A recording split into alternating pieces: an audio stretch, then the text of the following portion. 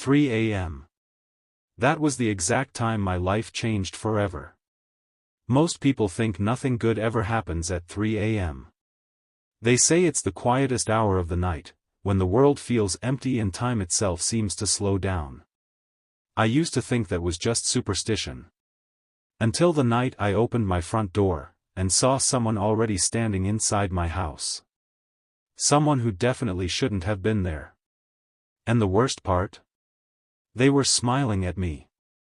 Section 1, The Strange Night. My name is Daniel Carter, and I live alone in a small house on the edge of town. It's a quiet neighborhood. The kind of place where nothing ever happens. Families, streetlights, barking dogs in the distance, normal things. I work late shifts as a graphic designer, so I usually come home around 2:30 a.m. That night felt normal at first. The streets were empty as I drove home. A cold wind pushed dead leaves across the road, and the only sound was the low hum of my car engine. When I pulled into my driveway, the house looked exactly like it always did. Dark. Silent. Peaceful. I remember checking the time on my phone. 2:58 a.m. 2 minutes before 3. I grabbed my bag and walked toward the front door. The porch light flickered slightly, which I thought was strange. It had never done that before. But I ignored it. Old bulbs flicker sometimes, right? I pulled out my keys and unlocked the door. Nothing unusual. At least, not yet. I pushed the door open and stepped inside. The living room was dark, just like I expected. But something immediately felt wrong. You know that feeling when someone is watching you? That uncomfortable sensation crawling up the back of your neck? I felt it the moment I stepped inside. I stood there for a second, listening. The house was completely silent. Too silent. No refrigerator humming. No clock ticking. Nothing. Then I noticed something strange. The hallway light was on. I froze. I was absolutely certain I had turned every light off before leaving for work. I always double-checked. Still, I tried to convince myself it was nothing. Maybe I forgot. Maybe I was just tired. But deep down, I knew something wasn't right. I slowly walked into the living room and set my bag on the couch. That's when I heard it. A soft sound. Footsteps. Coming from the hallway. My heart immediately started pounding. I turned toward the hallway and stared into the light. "Hello?" I called out. No response.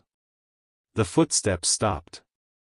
For a few seconds, the house was silent again. Then something moved. A shadow shifted across the hallway wall.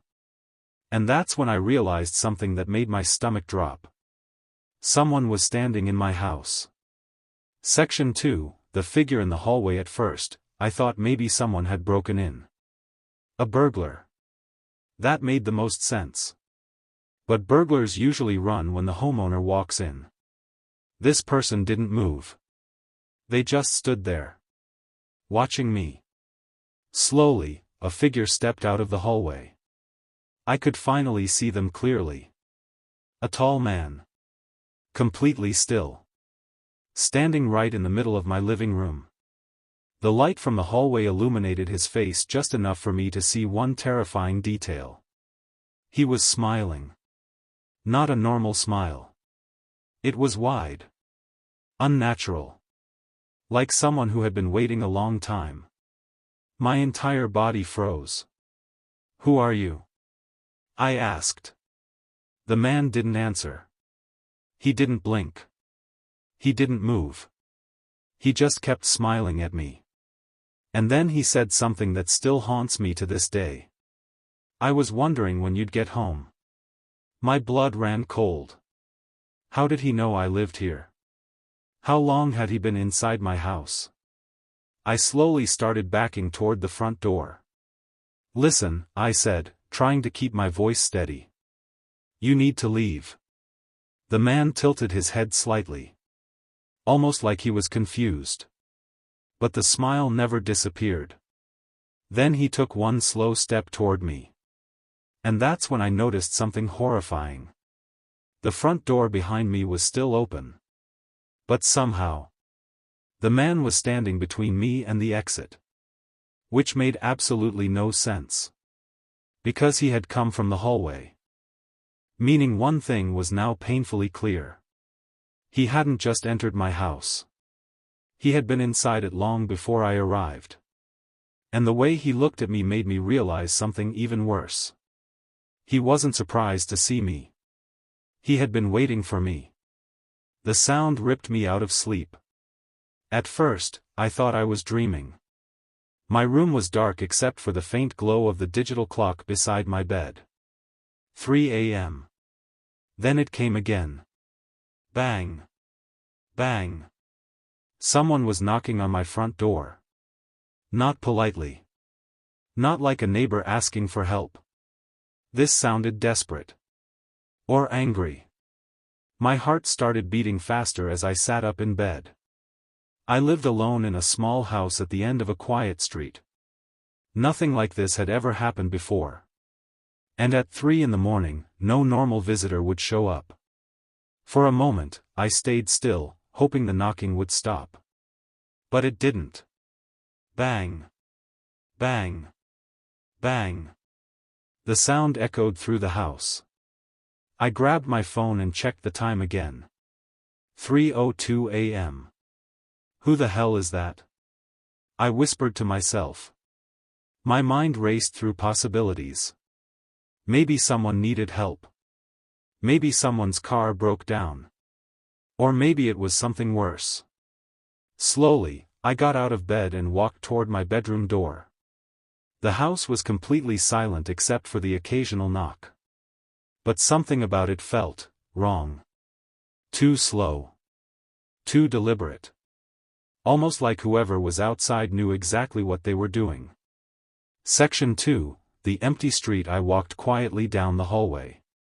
Each step made the old wooden floor creak beneath my feet. The front door was only about 20 feet away. But those 20 feet suddenly felt like a mile. Another knock came. This one softer. Tap, tap, tap. That was worse. Much worse. Because it sounded patient. Like whoever was outside knew I was coming. I stopped next to the living room window and slowly moved the curtain aside just enough to peek out. The street outside was empty. No cars. No people. Just the orange glow of a distant streetlight and the quiet rows of houses across the road. My stomach tightened. There was no one at the door. But I had heard the knocking clearly. And then, tap, tap.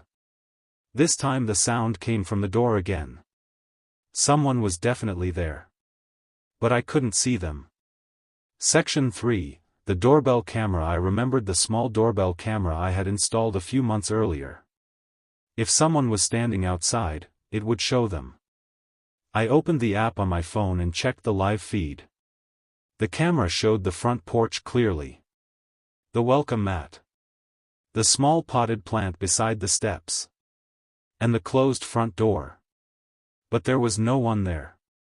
My chest tightened. Then suddenly, the camera glitched. For a split second, the screen flickered. And I thought I saw something. A shape. Standing right in front of the door. So close to the camera that only part of it was visible. I leaned closer to my phone screen. But the image returned to normal. Nothing was there. Just the empty porch. Okay, that's not funny, I muttered under my breath. My fingers hovered over the unlock button. Part of me wanted to ignore it and go back to bed. But curiosity is a dangerous thing. Especially at 3 a.m. Section 4, the moment everything changed, the knocking stopped. Completely. Now the house was silent again. I walked slowly toward the door. Step by step. My hand reached for the handle. I hesitated. Something deep inside me was screaming not to open it. But another thought pushed back. What if someone really needed help? What if someone was hurt? I took a deep breath. Then I unlocked the door. The lock clicked loudly in the quiet house. For a moment, nothing happened. Then I slowly pulled the door open. The cold night air rushed inside. The porch was empty. Just like the camera showed. No person. No movement. Nothing. I stepped outside and looked around. The street was completely silent. I almost laughed at myself. Maybe it really was just some strange noise. Maybe the wind. Maybe my imagination. But then, I heard something behind me. A floorboard creaking. Inside my house.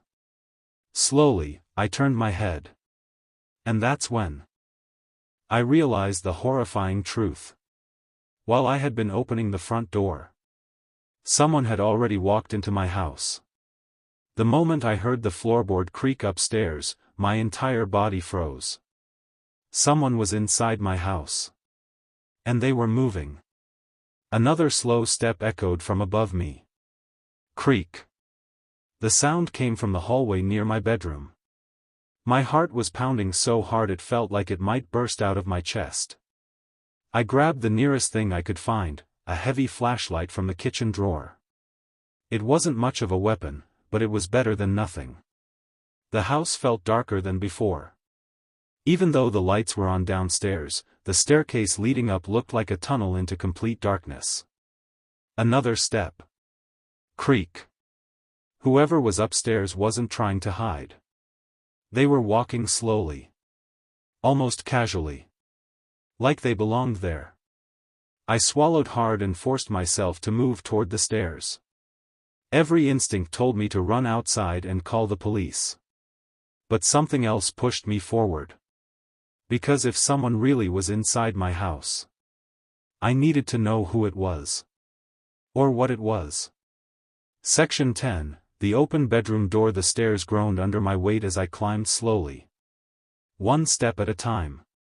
The air upstairs felt strangely cold. Colder than the rest of the house. When I reached the top of the stairs, I saw something that made my stomach drop. My bedroom door was open. I was absolutely certain I had left it closed. The hallway light flickered faintly. For a moment, everything was completely silent. Then I heard something from inside my room. Breathing. Slow. Deep. And definitely not mine. My hands were shaking as I lifted the flashlight and slowly walked toward the open door.